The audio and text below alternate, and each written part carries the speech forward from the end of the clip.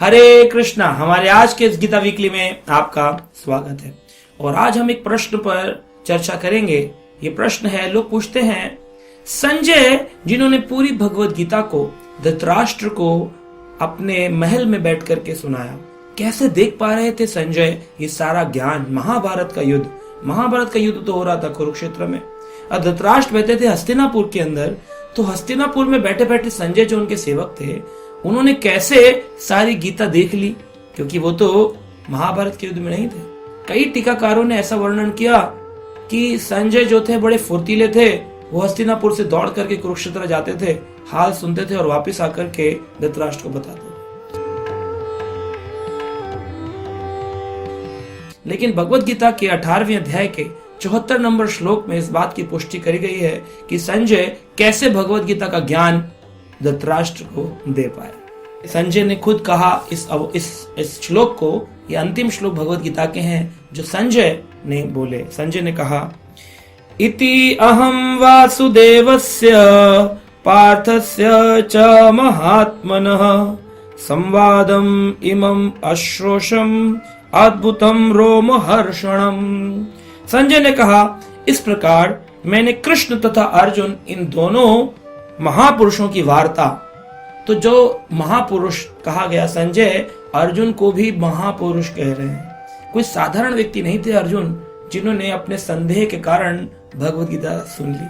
अर्जुन ने तो समाज के कल्याण के लिए भगवान कृष्ण से प्रश्न पूछे, क्योंकि जानते थे कि मैं तो जानता हूं प्रभु भगवान कृष्ण परम भगवान है, परंतु इस संसार के मायाबद्ध जीव नहीं जानते कि कृष्ण ही परम भगवान है। तो उनको जानने के लिए उन्होंने इस गीता के प्रश्न पूछे और भगवान ने गीता का उपदेश अर्जुन को दिया।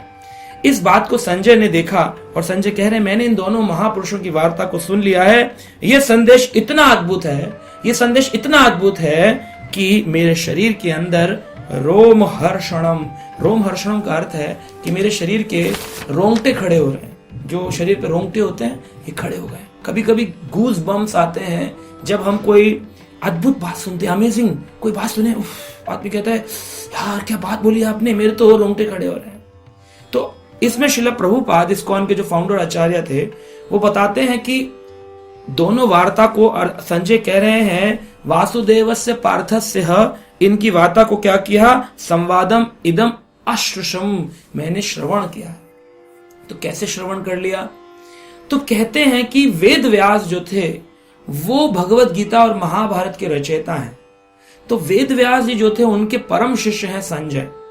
तो संजय जो उनके परम शिष्य थे, उन्होंने अपने गुरु महाराज यानी वेद व्यास, जो कि स्वयं भगवान हैं, भगवान के शक्ति आवेश अवतार हैं, उनसे ये ज्ञान प्राप्त किया कि कैसे एक जगह पर बैठे हुए कोई भी वस्तु को, दिव्य ज्ञान को सुना जा सकता है।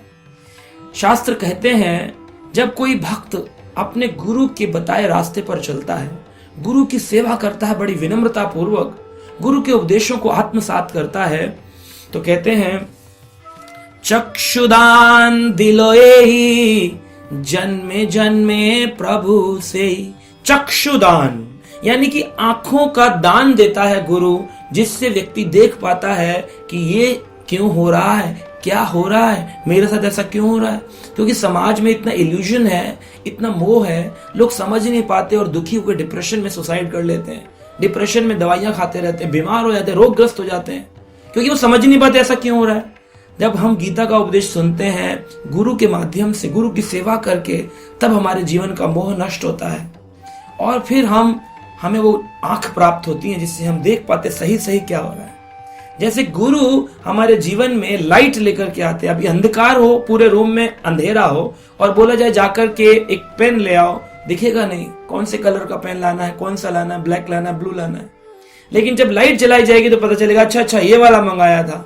तो ये लाइट जलाने का काम हमारे जीवन में गुरु करते हैं। कहते हैं, ओम अज्ञानम तिमिरंधस्य ज्ञानंजन शलाकया चक्षुरुन्मीलितं येन तस्मै श्री गुरुवे नमः। ऐसे गुरु को मैं प्रणाम करता हूं जिन्होंने मेरे अज्ञानता रूपी अंधकार को दूर करके ज्ञान की शलाका, ज्ञान की रोशनी जलाई है। तो चक्षुदान दिले ही, चक्षु का दान देते हैं गुरुदेव। दिले ही जन्मे जन्मे प्रभु से ही दिव्य ज्ञान हृदय प्रकाशित हो। जो व्यक्ति गुरु की सेवा करता है उसके हृदय में दिव्य ज्ञान प्रकाशित हो जाता है। और इसी कारण, क्योंकि संजय अपने गुरु व्यासदेव के बड़े ही प्रिय शिष्य थे और वो सेवा करते थे, उनकी जॉब थी धृतराष्ट्र महाराज के पास। इस कारण से, क्योंकि उनके पास दिव्य चक्षु थे, दिव्य ज्ञान था, जो अर्जुन को दिव्य दृष्टि भगवान कृष्ण ने दी ताकि अर्जुन उनके उस रूप को देख पाए, वैसी ही दिव्य दृष्टि वेद व्यास, जो स्वयं भगवान के शक्ति आवेश अवतार है, उन्होंने अपने शिष्य संजय को दी और वो हस्तिनापुर में बैठे बैठे ही सारा महाभारत का दृश्य देख पाए और गीता का उपदेश सुन पाए। और इसीलिए संजय कह रहे हैं कि मैंने कृष्ण और वसुदेव कृष्ण और पार्थ अर्जुन, इन दोनों की वार्ता को सुन लिया है। तो ये टीचर जो होता है वो हमें ज्ञान देता है भौतिक संसार का, स्कूल टीचर। लेकिन स्कूल टीचर और गुरु में यही भेद है, स्कूल टीचर भौतिक नॉलेज देकर के हमें संसार में जोड़ता है और गुरु हमें आध्यात्मिक ज्ञान देकर के संसार छोड़ना सिखाता है। ये डिफरेंस है टीचर में और गुरु। कभी कभी लोग स्पिरिचुअल टीचर बोलते हैं, लेकिन आध्यात्मिक गुरु जो ये शब्द है, और कभी कभी लोग टीचर के लिए बोलते हैं ये हमारे मैथ्स के गुरु हैं, ये दोनों ही शब्द अलग हैं। टीचर को अध्यापक कहा जाता है और गुरु जो है ये स्पिरिचुअल मास्टर कहा जाता है।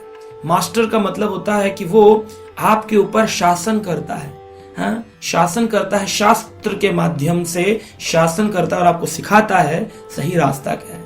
तो इस प्रकार से टीचर भौतिक ज्ञान देकर के संसार से जोड़ता है और गुरु आध्यात्मिक ज्ञान देकर के संसार से आपको विलग करता है, अलग करता है और भगवान से जोड़ता है।